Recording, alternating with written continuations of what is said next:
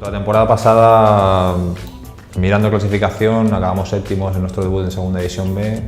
Bueno, se puede pensar que fue una gran temporada.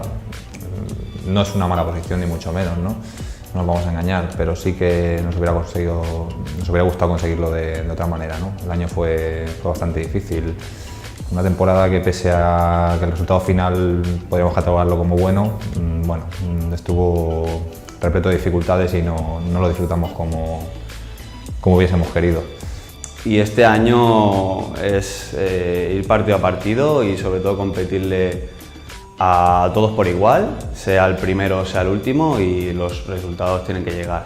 O sea, si le competimos a todos bien, al final todo dependerá de lo que compitamos, ya te digo. Con la idea de competir cada partido, nosotros no nos marcamos un objetivo concreto, vamos a vivir el día a día, a competir cada partido y clasificación pues nos pondrá donde nos tenga que poner.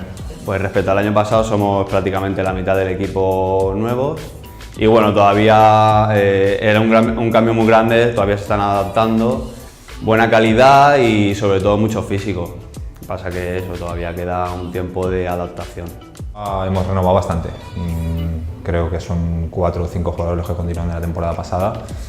Ha llegado mucha gente nueva, de perfiles concretos que buscábamos, no solamente a nivel exclusivamente deportivo, ¿no? A nivel personal también, que nos haga crecer, bueno, tanto en la pista como grupo. Y afortunadamente este año estamos trabajando muy bien, con mucha gente, subiendo juveniles y se nota mucho, la verdad es que... Hombre, las dificultades, sobre todo, los equipos se han reforzado muy bien, con gente de mucho nivel, de División de Honor, equipos como Manresa, como CCR. Va a ser complicado, este año va a ser muy duro, pero bueno, ya te digo, con trabajo y también estamos entrenando un día más a la semana, que eso se nota mucho. Y esperemos que con trabajo consigamos estar, por lo menos, competirles a todos.